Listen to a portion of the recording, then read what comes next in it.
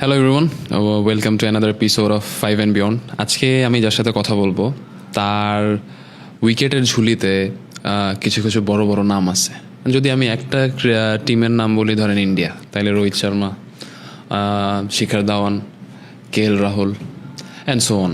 So কিন্তু মজার ব্যাপার হইলো, সে প্রথমে লেগ স্পিনার ছিল না, সে ছিল একজন ব্যাটসম্যান। তো আমরা এটার ডিটেলসে আরও যাবো, বাট তার আগে ওয়েলকাম টু দ্য শো বিপ্লব ভাই। হ্যাঁ, থ্যাংক ইউ নাবিল। আশা করি তুমি ভালো আছো।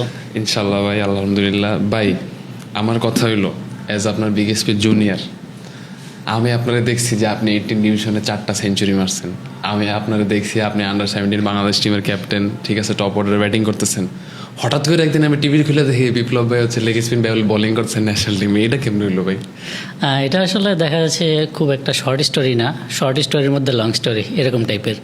যেমন আমি আন্ডার 18 খেলার পর আন্ডার 19 যখন ওয়ার্ল্ড কাপ খেলি, তারপরে আমি বিগেস্ট প্রথমে মোহামেডান থেকে প্রিমিয়ার লিগ খেলি, ঢাকা প্রিমিয়ার লিগ। ওখানে মোটামুটি পারফরমেন্স হয়, খুব একটা ভালো হয়নি। তারপর বিকেএসপি থেকে আবার প্রিমিয়ার লিগ খেলার আমার অপরচুনিটি আসে, আবার খেলার সুযোগ হয়। তো ওখানে আমি প্রায় 450-র মতো রান করি। তারপর আমি যখন বাংলাদেশ হাই পারফরমেন্স টিমে কল পাই, তো ওখানে অ্যাজ এ ব্যাটসম্যান হিসেবে আমি খুব ভালো করছিলাম আর কি। সাইমন হেলমোর ছিল কোচ। তো আমাকে বললো, ওখানে আবার আমার ছোটোবেলার কোচ ছিল ওয়াহিদুল গনি স্যার। তো উনি আমাকে সবসময় ব্যাটিংয়ের পাশাপাশি বোলিং করতে বলতো, উৎসাহিত করতো আর কি। তো ওখানে গিয়ে এইচপি ক্যাম্পে গিয়ে আমি যখন ব্যাটিংয়ের পাশাপাশি বোলিং করা শুরু করি, তখন আমাকে ওয়াহিদ স্যার বললো, তুমি রেগুলার বোলিং করবা। সাইমন হেলমো বললো, তুমি ব্যাটিংয়ের পাশাপাশি যদি তুমি লেগ স্পিনটা কন্টিনিউ করতে পারো, আমরা আশা করি তোমাকে দিয়ে তোমার কাছ থেকে ভালো কিছু পাওয়া সম্ভব। তারপর আমি ব্যাটিংয়ের পাশাপাশি কন্টিনিউয়াসলি বোলিং করে যাই এইচপিতে। ওখানে বোলিং করতে করতে আমার তখন বাংলাদেশ এই টিমে কল আসে। এই টিমে খেলে আমি, এই টিমে আমার ভালো পারফরমেন্স হয় আফগানিস্তানের সাথে। তারপর আবার সুযোগ হয় শ্রীলঙ্কা ইমার্জিং টিমের সাথে খেলার। সেখানে আলহামদুলিল্লাহ খুবই ভালো বোলিং পারফরমেন্স ছিল আমার।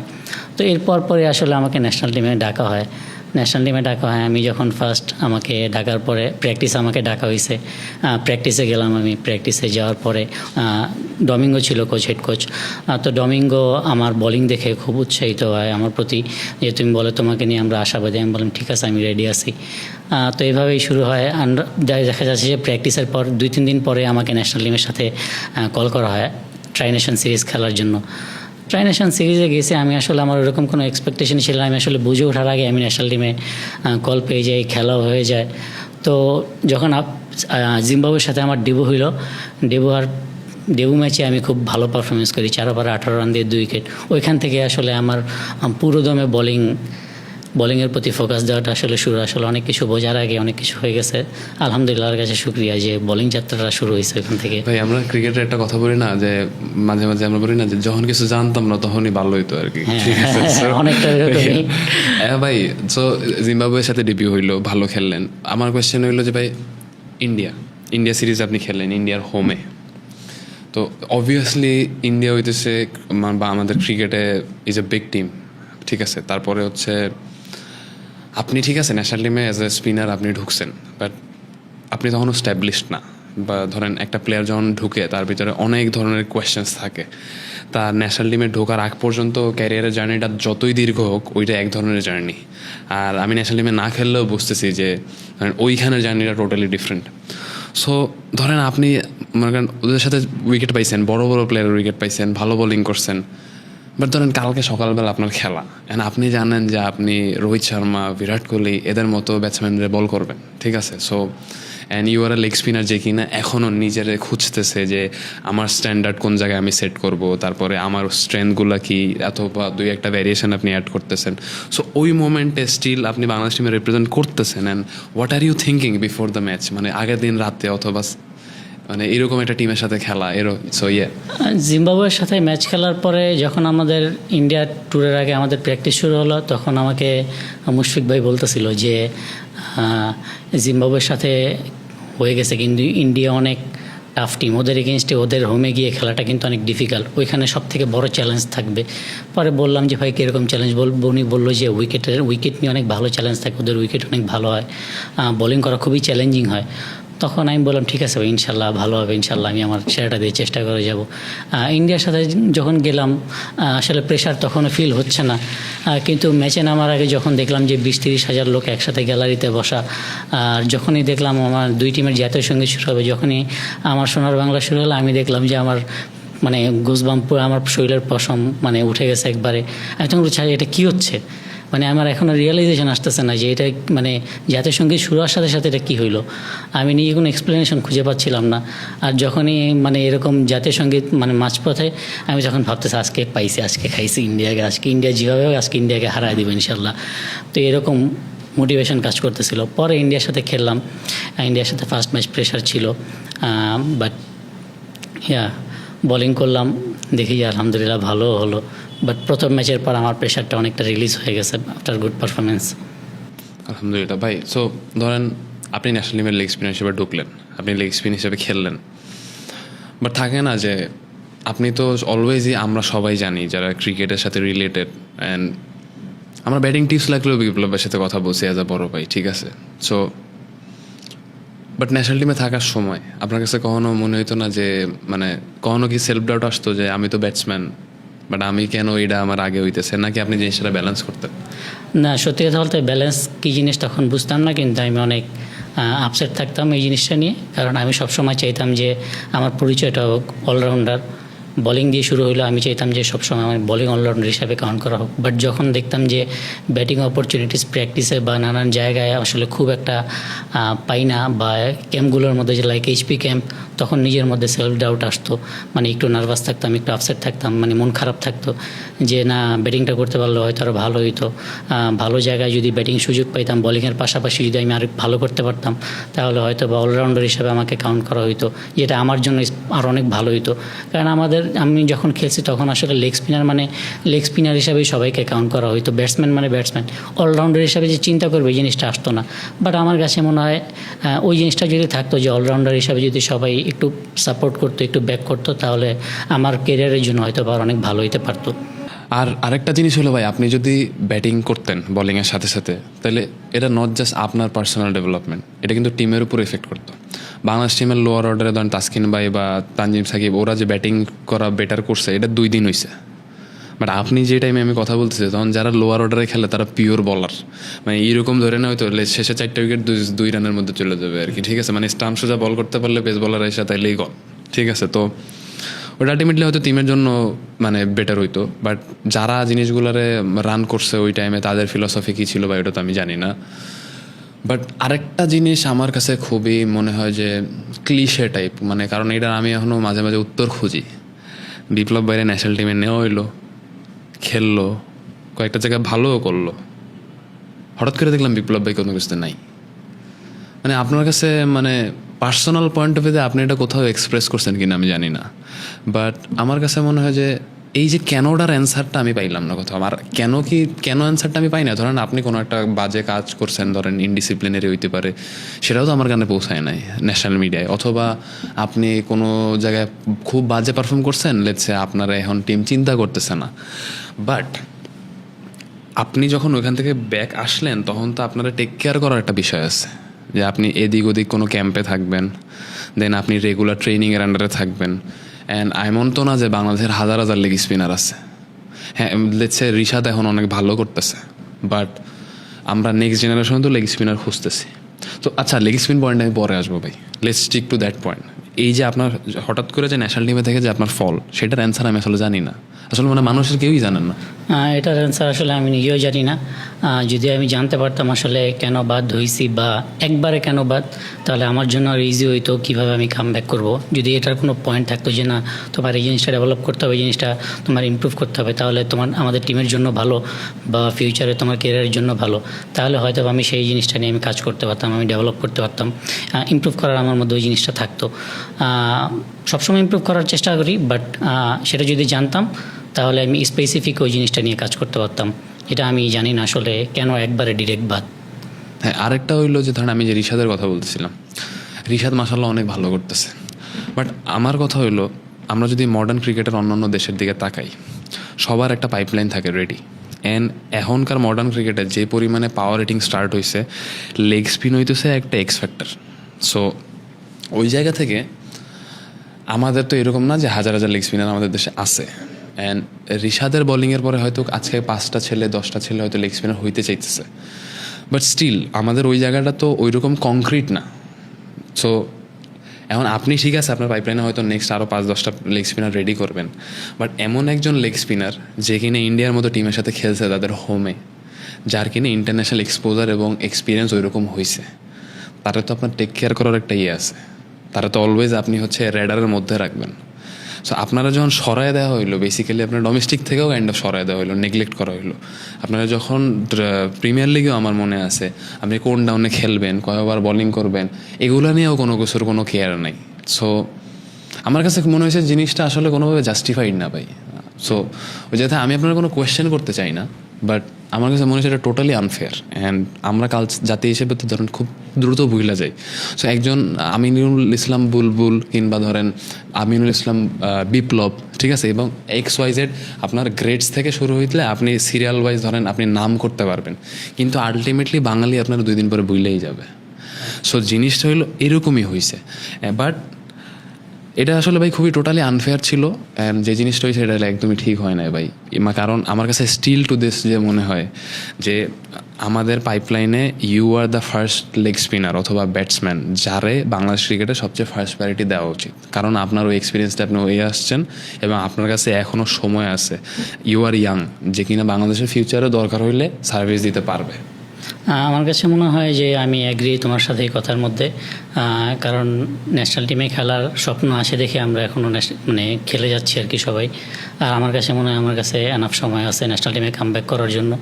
যদি এরকম অপরচুনিটি আসে, যদি এরকম আমি সুযোগ পাই যে ব্যাটিং বোলিং নিজেকে প্রুভ করার জন্য কোনো ক্যাম্প হোক বা ভালো কোনো জায়গায় যেখানে আমি পারফরমেন্স করে যেতে পারবো, পারফরমেন্স করলে আলটিমেটলি রাখবে। বাট এরকম যদি কোনো অপরচুনিটি আসে, আমার কাছে মনে হয় যেহেতু আমি ইন্টারন্যাশনাল ক্রিকেট খেলছি তো আমার ওই এক্সপিরিয়েন্সটা আছে, প্লাস কীভাবে কী করলে ভালো হয় সেটা আমি মোটামুটি আল্লাহর মতো জানি।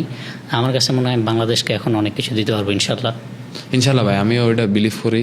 অ্যান্ড আমি আশা করব যে নেক্সট টাইম দিয়ে যখন কোনো টুর্নামেন্ট হবে বা যে খেলাই হোক না কেন, আমার রিকোয়েস্ট থাকবে যারা ক্রিকেট বোর্ডের কন্ট্রোলিং পয়েন্টে আছে যে আপনার এই জিনিসটার ভিতরে মানে পিছনে তাদের নজর রাখা।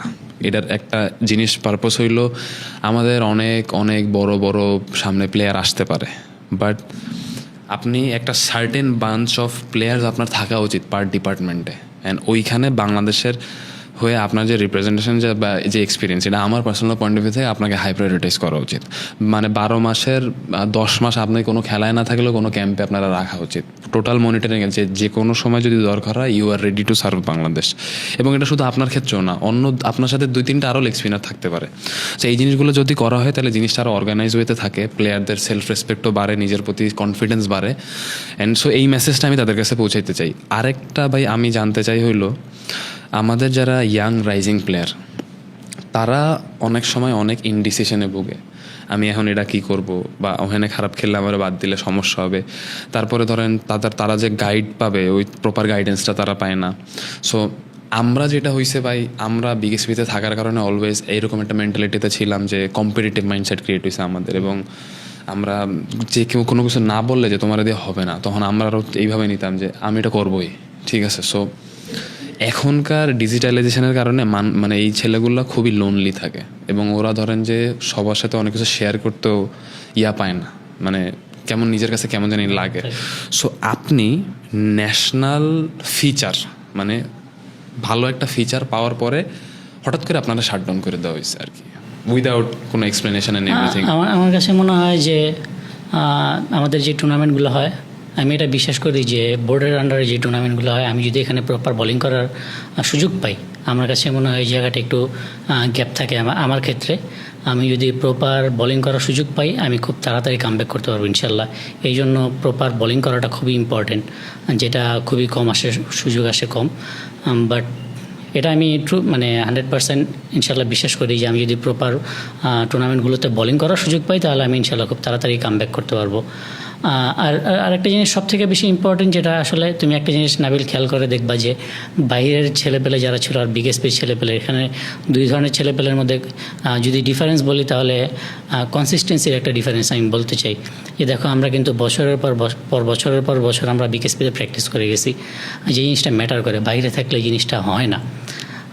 তো তুমি যেটা বললা ইয়াং প্লেয়ারদের জন্য আসলে যারা প্রমিজিং প্লেয়ার তাদের মানে কি তারা কি করলে ভালো হয়, আমার কাছে মূল কিটা হচ্ছে ক্রিকেটের কনসিস্টেন্সি। ডে বাই ডে তুমি প্র্যাকটিস করতে থাকো, কনসিস্টেন্সি মেনটেন করতে থাকো, রেগুলার প্র্যাকটিসের মধ্যে থেকে ইমপ্রুভ তোমার হবেই। তবে রাইট ওয়েতে করতে হবে, ভালো একজন কোচের আন্ডারে যে কিনা তাকে বুঝবে। যদি এই জিনিসটা ঠিকমতো করা যায় তাহলে সে ভালো প্লেয়ার হয়ে উঠতে পারবে। যখনই সেলফ ডাউট আসবে, সেলফ ডাউট বাদ দিয়ে জাস্ট কনসিস্টেন্সি মেনটেন করে জাস্ট প্র্যাকটিস করে যাওয়াটাই খুব ইম্পর্টেন্ট। যে জিনিসটা অনেকের মধ্যে আমি গ্যাপ দেখি যাও, লাইক অনেকে আছে এরকম যে যখনই কোনো রেজাল্ট হয় না, 1 মাস হোক 2 মাস হোক বা 6 মাস হোক 1 বছর হোক, যখন রেজাল্ট না পাওয়া শুরু হয় তখন তাদের মধ্যে ডাউট আসা শুরু করে। তারা প্র্যাকটিস কমায় দেয়, ঠিকমতো প্র্যাকটিস করে না, তারা দ্বিধাদ্বন্দ্বতায় ভুগতে থাকে। বাট আমি অ্যাজ এ পার্সোনাল আমার কাছে সবসময় মনে হয় যে তুমি যদি রেগুলার মেনটেন করতে থাকো, রেজাল্টের দরকার নাই। তুমি 2 বছর 1 বছর 3 বছর যাই হোক 4 বছর তুমি জাস্ট রেগুলার প্র্যাকটিস করতে থাকো। তুমি সারাদিন তো এই ধ্যানে থাকো, তুমি যদি সারাদিন তুমি তোমার ফোকাসটা যদি প্র্যাকটিসের মধ্যে রাখতে পারো, 1 বছর পর হোক 2 বছর পরে হোক রেজাল্ট আসবে ইনশাল্লাহ শিওর। তো এই জিনিসটা ভেরি ইম্পর্টেন্ট, যে জিনিসটা আসলে অনেকের মধ্যে আমি ল্যাকিংস দেখি।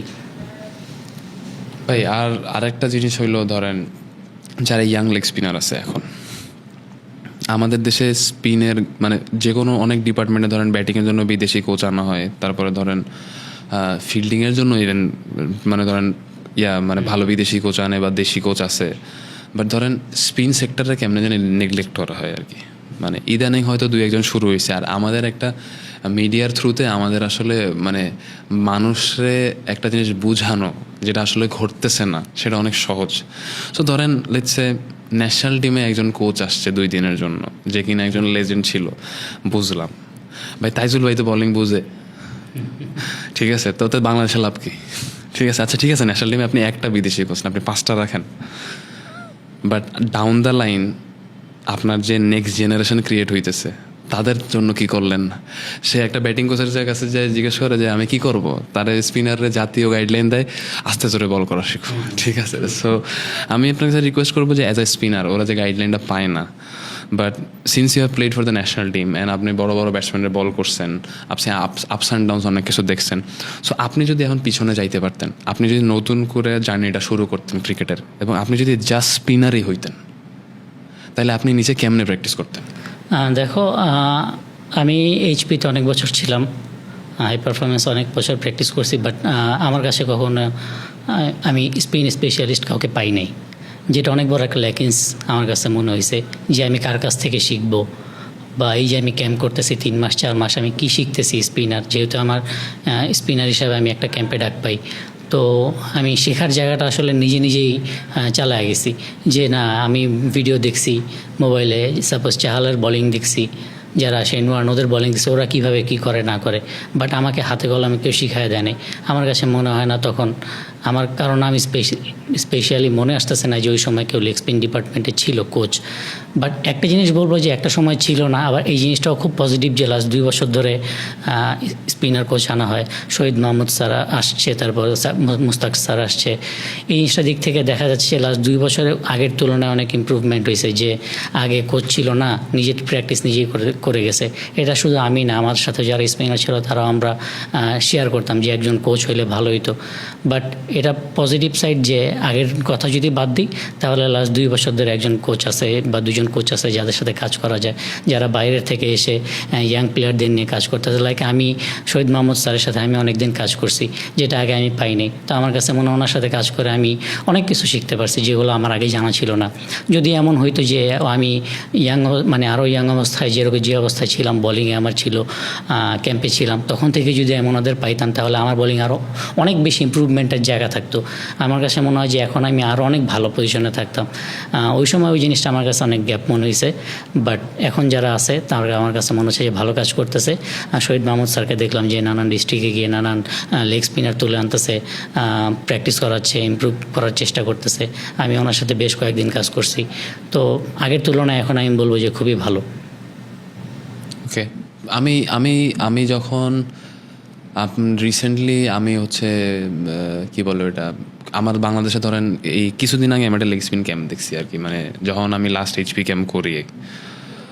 বাট একটা ডিসঅ্যাপয়েন্টমেন্টের জায়গা থাকে ভাই, বুঝছেন? সেটা হলো যে ওয়েদার, মানে আপনি লেগ স্পিনার হন, আপনি অফ স্পিনার হন, আপনি ব্যাটসম্যান হন, আপনি যেই হন না কেন, আমরা আসলে জানি না যে আমাদের লং টার্ম প্ল্যানটা কী, বুঝছেন? সো ধরেন আমাদের সাথে হয়েছে না, অনেকে 15-এ সুপারস্টার, খুব ভালো খেলছে, 19 আস্তে আস্তে সে আসলে মানে ক্রিকেটের ধারের কাছেও নাই।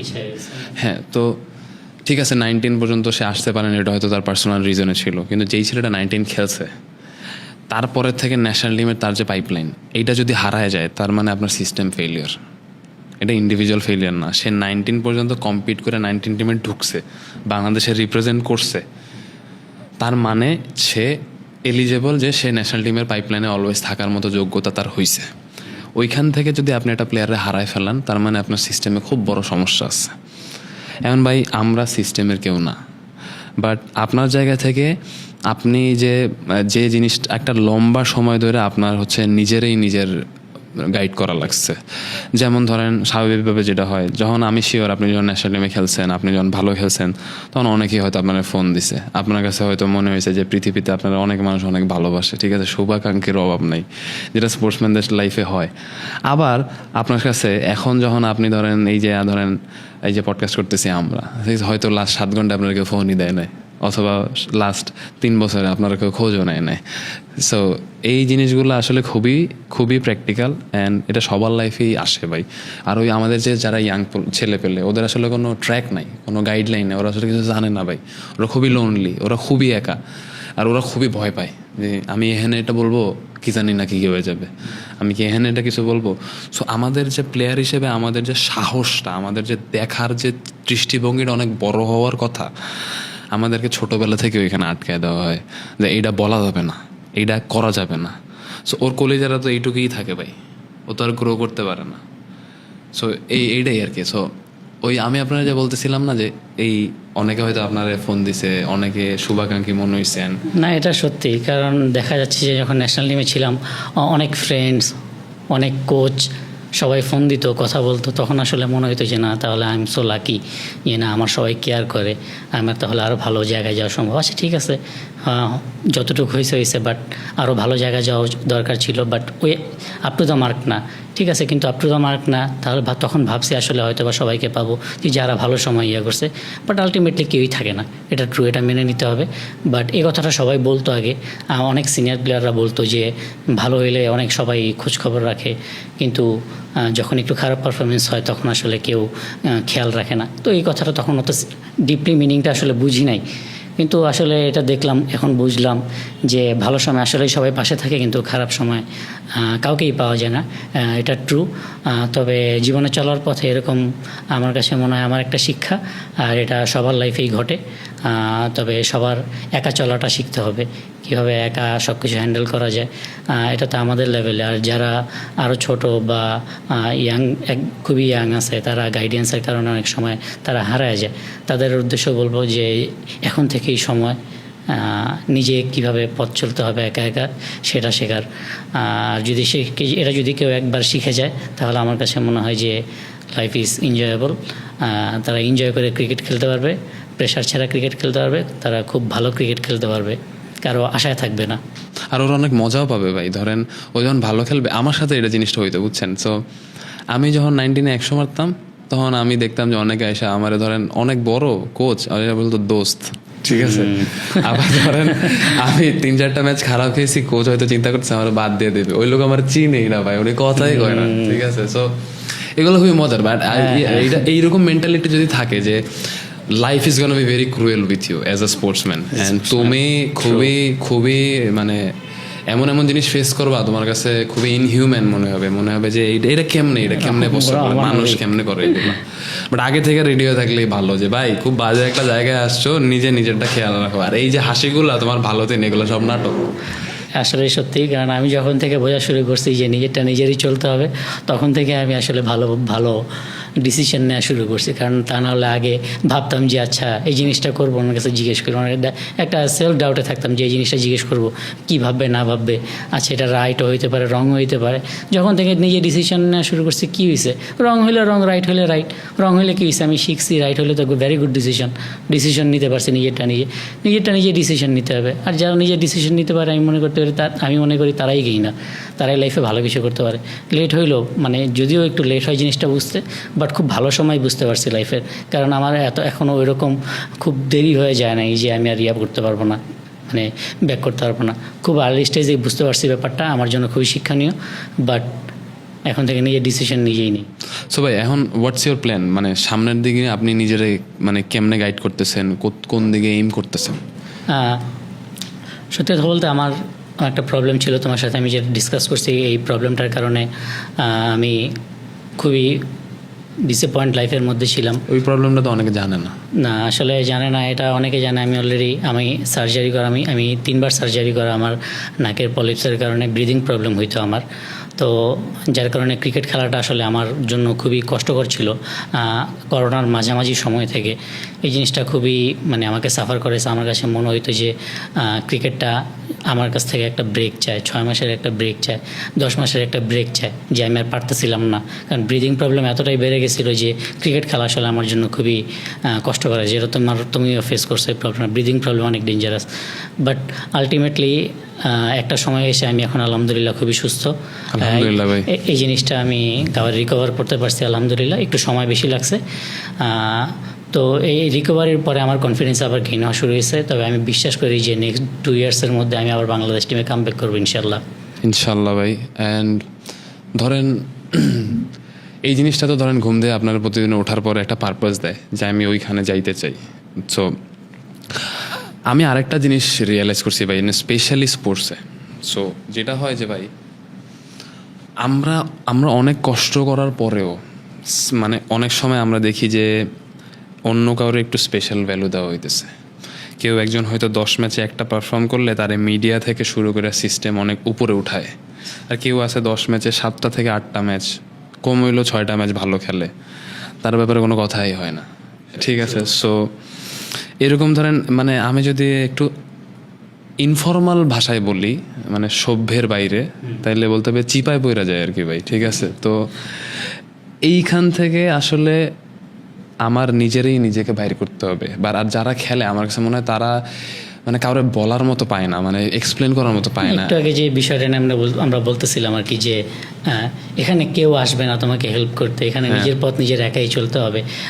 মিডিয়া সাপোর্ট করুক বা না করুক, কোচ সাপোর্ট করুক বা না করুক, কনসিস্টেন্সি, নিজের পারফরমেন্স মেনটেন করে যেতে হবে। নিজের পারফরমেন্স যদি এভাবে কেউ মেনটেন করে, যে আমি বিশ্বাস করি ইনশাল্লাহ সে কখনো না কখনো ল্যামলাইটে আসবেই। এটা আমাদের মেনে নিতেই হবে যে কেউ সাপোর্ট পাবে, কেউ পাবে না। কারো কোনো কোচের আন্ডারে সে ফেভারিট থাকবে, আবার কোনো কোচের আন্ডারে সে থাকবে না। বাট এই সব কিছু মেনে নিয়ে আমার কাছে মনে হয় যে নিজের ডিসিশন নিজে আর কনসিস্টেন্সি মেনটেন করে যদি কাজ করে যেতে পারে, পারফরমেন্স করে যাওয়া যায়, তাহলে ইনশাল্লাহ সে আসবেই। সেটা খুবই ডিফিকাল্ট, ডিসঅ্যাপয়েন্টিং, মাঝে মাঝে অনেক ডিসঅ্যাপয়েন্ট হয়ে যেতে হয় যে আমি পারফরমেন্স করতেছে, আমাকে কেন নিতেছে না, বা আমার ব্যাপারে কেন কেউ কথা বলতেছে না। আসলে এগুলো আমাদের হাতে নাই, যেগুলো আমাদের হাতে নাই, যেগুলো আমাদের কন্ট্রোলে নেই, আসলে ওই জিনিসগুলো নিয়ে টাইম ওয়েস্ট করা বা কথা বলা, এগুলো আসলে মানে আমার কাছে মনে হয় না কোনো বেনিফিট আছে। তো এই জিনিসটা আসলে বাদ দিয়ে নিজের একাই চলতে হবে, নিজের পারফরমেন্স নিজের করে যেতে হবে ইনশাল্লাহ। যা আমি বিশ্বাস করি যে যারা কনসিস্টেন্সি মেনটেন করে তারা লাইফে ইনশাল্লাহ ভালো রেজাল্ট করবে। আমার একটা কোয়েশ্চেন আছে, আমি আপনার সরি ইন্টারাপ্ট করার জন্য। সেটা হইতেছে, আপনি আমার যা কিছু বলতেছেন সেটা কি আপনার কষ্টের জায়গা থেকে হাসি বলতেছেন, না আপনি জেনুইনলি বলতেছেন? এটা বলতে পারো যে কিছুটা কষ্টের জায়গা থেকে, আবার কিছুটা জেনুইন থেকে। কেমন মনে করো, আমি তোমাকে বললাম যে একটা সময় এরকম হইতো, বাট যখন থেকে আমি বোঝা শুরু করছি যে না কেউ থাকবে না, তখন থেকে আমি একাই পথ চলা শুরু করছি। যে আসলে আমি সাপোজ ভালো করতেছি, আমি তখন একজনের নাম বললাম যে ওনার হেল্পে উনি আমাকে হেল্প করছে ভালো জায়গায় এই কাজটা করার জন্য। আলটিমেটলি যখন আমি খারাপ কাজ, আমার পারফরমেন্স ভালো না, তখন ওই লোকটা আমাকে ঠিক ব্যাক করতেছে না। আমি ভালো সময় যেরকম ওনাকে ব্যাক করলাম যে না উনি আমাকে হেল্প করছে, ওনার উচিত যে না আজকে ওর খারাপ কাজ, তাহলে আমি ওকে ব্যাক করবো। যখন আলটিমেটলি দেখলাম যে আসলে কেউ কারোর জন্য না, যখন এটা রিয়েলাইজ করা শুরু করলাম, একবার বুঝে গেছি যে না এই জিনিসটা কেউ মানে একাই চলতে হবে সিম্পল ভাষায়, তখন থেকে আসলে এগুলোর ভিতরে আর কখনো ফোকাস দিই না, যে নিজের কাজ যেটা সেটাই করে যাই, নিজের ভালো পারফরমেন্স করার চেষ্টা করি, যদি আল্লাহ চায় ইনশাল্লাহ সব হবে। আপনার কাছে কি কখনো এরকম হয়েছে ভাই যে ধরেন আপনি কোথাও হাইটা যেতেছেন রাস্তায়, কোনো একটা মানুষ আপনার সাথে দেখা করছে, ডেফিনেটলি ন্যাশনাল টিমে খেলছেন, অনেকে চিনছে, বলছে যে ভাই আমি আপনার ওই ম্যাচে বোলিং দেখছি, খুব ভালো লাগছে ভাই, আপনার ক্যান বাদ দিল আমি জানি না, ঠিক আছে আপনার আমরা ন্যাশনাল টিমে চাই। মানুষ তো ক্রিকেট ভক্ত অনেক, so আপনার সাথে এরকম কিছু হয়েছে? আমার সাথে এরকম অনেকবার হয়েছে, যেমন ন্যাশনাল টিমে খেলার আগে একবার এরকম হয়েছে। এটা খুবই ইন্টারেস্টিং এবং আমার কাছে মানে আমি যখন ভাবি জিনিসটা আমার কাছে খুব মজা লাগে, আমি জিনিসটা খুব এনজয় করি। তখন আমি এ টিমে খেলি, আফগানিস্তানের সাথে 2 ম্যাচ, আফগানিস্তানের সাথে প্রথম ম্যাচে আমি ভালো করার পর একটা নিউজ হয়েছে যে বাংলাদেশের নতুন লেগ স্পিনার আসছে। তো এই নিয়ে আমাকে নিয়ে একটা খুব বড় নিউজ হয়েছে, খুব ভালোভাবে নিউজ হয়েছে যে খুব তাড়াতাড়ি সে ন্যাশনাল টিমে খেলবে। তো এই টিমে খেলা, আমি ওই ম্যাচ শেষে আমি চিটাঙে যাচ্ছি সম্ভবত, আমার ঠিক এক্স্যাক্ট মনে নেই। তো চিটাঙে যাওয়ার পথে আমরা যেরকম এয়ারপোর্টে গিয়ে আমরা যেরকম নানা স্ন্যাক্সের জন্য স্টোরে যাই, তো এরকম স্ন্যাক্স নেওয়ার জন্য আমি স্টোরে গেছি। তো আমাকে একজন এসে বলতেছে, আপনি কি আমিনুল ইসলাম বিপ্লব? আমি বলি হ্যাঁ ভাই, কেন? তখন আসলে আমি ভয় পেয়ে গেছি যে আসলে কাহিনী কি, আমাকে তো মানে ওরকমভাবে কেউ চিনে না, কারণ আমি তখন ন্যাশনাল টিমে খেলি না, কিছুই না। তো আমি বলি হ্যাঁ ভাই, আমি আমিনুল ইসলাম বিপ্লব। পরে বলে আপনার সাথে একটা ছবি তুলতে পারি? আমি বলি আমার সাথে কেন ছবি তুলবে, আমি তো আসলে কিছুই করি না, আমার সাথে ছবি তোলার তো কোনো রিজন নেই। পরে বলতেছে না ভাইয়া, আসলে আপনার সাথে ছবি তুলে রাখতে চাই কারণ আপনি যখন ন্যাশনাল টিমে খেলবেন পরে আপনার সাথে ছবি তোলার অপরচুনিটি হবে না। আমি বলি আমি তো নিজেও এরকমভাবে ভাবি না, যাক আমাকে নিয়ে মানুষ ভাবা শুরু করছে, যাক ভেরি গুড। তারপর আমার সাথে ছবি তুললো, ঠিক কয়েকদিন পরে আমি যখন ন্যাশনাল টিমে ডাক পাই তখন আমার ওই কথাটা মাথায় আসে যে না, জিনিসটা খুব ইন্টারেস্টিং ছিল, আর এই জিনিসটা আমার সবসময় মজা লাগে। ন্যাশনাল টিমে খেলার পরে দেখা যাচ্ছে যে মানুষ টিভিতে দেখে, চিনে, ওইটা আসে, বাট আমার কাছে ন্যাশনাল টিমে খেলার আগে এই জিনিসটা খুবই স্পেশাল।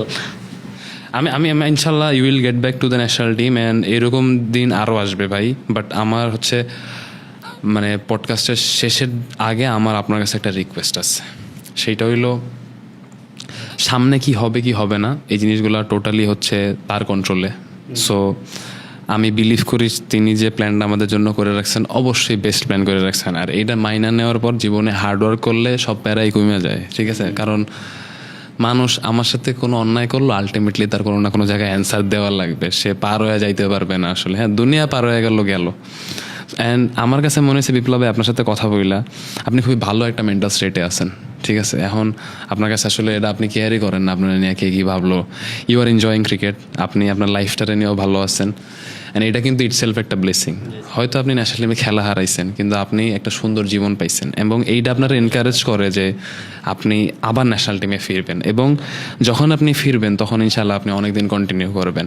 বাট ওই যে আমার রিকোয়েস্ট, এই যে আপনার সেটব্যাকের যে এক্সপিরিয়েন্সটা সেটা আপনি আপনার জায়গা থেকে এমনভাবে এক্সপ্রেস করবেন, এটা হয়তো আমার বাংলাদেশের কোনো কর্নারের কোনো একটা ছেলে বা মেয়ে, সে হয়তো তার লাইফের অনেক টাফ একটা টাইম পার করতেছে, অনেক ইনডিসিশনে আছে, এবং আপনার ওই পেইনটার এক্সপিরিয়েন্সটা আপনি তার কাছে পাস করবেন যে আপনি যেভাবে রিকভার করছেন, কারণ আপনি তো গিভ আপ করতেছেন না, you still have hope, and hope is something that keeps us going. So ওদের জন্য আপনি কিছু রাইখা যাবেন, কোনো মেসেজ? দেখো, আমি আপস অ্যান্ড ডাউনস মানুষের লাইফে থাকে, আমার কাছে সব থেকে শিক্ষণীয় বিষয় হচ্ছে যে একই কথা বারবার আসতেছে যে এই চলার পথে নিজের একাই রাস্তা ক্রিয়েট করতে হবে, কেউ আসবে না সাহায্য করতে, কেউ আসবে না হেল্প করতে, আসলে কোনো ওয়ে থাকে না, কোনো রাস্তা আসলে বানানো থাকে না। এটা এমন একটা জায়গা আমরা চুজ করে নিছি যে এটা আসলে আমাদেরকে হেল্প করবে না, আমাদের রাস্তা নিজেরই তৈরি করতে হবে। একটা আছে যে ফ্লোর সাথে বয়ে যাওয়া, মানে নদীর স্রোতের সাথে যা হওয়ার হবে দেখা যাবে, আরেকটা আছে যে না, আমার নিজের বানাইতে হবে, যা হওয়ার হবে না নিজেরই করে যেতে হবে। তো যেহেতু কেউ থাকবে না তাহলে নিজের কাজই করতে হবে, তাহলে নিজের ডিসিশন নিজেরই নিতে হবে। আমরা অনেক সময় বলি না যে ভাই জিনিসটা কি রাইট আর রং, সবার কাছ থেকে আমরা মতামত না শুরু করি। ঠিক আছে, আপনি মতামত নিতে পারেন, বাট ডিসিশন আলটিমেটলি আপনার নিজেরই নিতে হবে, কারণ ডিসিশন রং হইতে পারে, কিন্তু একবার যদি রং হয় সেটা তারপর আপনি শিখে যাবেন, আচ্ছা এই জিনিসটা রং, এই রং আমি আর জীবনে কখনো করবো না, বা এই জিনিসটা রাইট, ঠিক আছে আমি গুড ডিসিশন নেওয়া শুরু করছি, আমি ভালো ডিসিশন নেওয়া শুরু করছি। এভাবে যখন ভালো ডিসিশন নেওয়া শুরু করে তখনই আসলে ভালো কিছু আসা শুরু করে নিজের মধ্যে। আর বিশ্বাস রাখতে হবে নিজের মধ্যে ওই কনফিডেন্স রাখতে হবে যে না, আমি পারবো ইনশাল্লাহ, তাহলেই সম্ভব। কারণ খেলাটাই হচ্ছে বিশ্বাসের খেলা, বিশ্বাস যদি না থাকে তাহলে হবে না, আর কোনো ডাউট রাখা যাবে না। বিশ্বাস করে রাইট ওয়েতে রাইট ট্র্যাকে থেকে প্র্যাকটিস করে যেতে হবে, আর ওই যে নিজের রাস্তা নিজের তৈরি করতে হবে, তাহলে ইনশাল্লাহ ভালো কিছু করা সম্ভব বলে আমি মনে করি। থ্যাংক ইউ বিপ্লব ভাই। আপনি হচ্ছে ডোমেস্টিকে যেখানেই খেলেন না কেন, আমি এবং বাংলাদেশ আপনার খোঁজ নেবে পারফরমেন্সের, এবং বাকিটা হয়তো আমাদের কারো কন্ট্রোল নাই, বাট আমি আশা করব যে এই স্টোরিটা যারাই শুনুক তারা মন থেকে আপনার জন্য দোয়া করবে, এবং বাংলাদেশের মানুষের মনে আপনি যতটুক টাইমই বাংলাদেশে খেলছেন না কেন, আমি আশা করি তাদের আপনার জন্য ভালোবাসা আছে, সম্মান আছে। অনেক প্লেয়ার হয়তো অনেক বছর খেলছে, বাট তাদের মানুষের তাদের প্রতি কোনো সম্মান নাই, এবং আমি দোয়া করব এই সম্মানটা যাতে আপনি আরও অনেক বছর পান, এবং এই সম্মানটা আরও এমনভাবে পান যে আপনি আমার দেশের টিমে আবার রিপ্রেজেন্ট করে অনেক দিন খেলে একটা এক্সাম্পল সেট করে যাবেন যে তার পার্সোনালিটি, তার ক্রিকেটিং স্টোরি, তার কামব্যাক, এই জিনিসগুলো অনেক অনুকরণীয় ছিল। অ্যান্ড লাস্টলি ভাই, thank you for coming to my show. Welcome, thank you Nabil.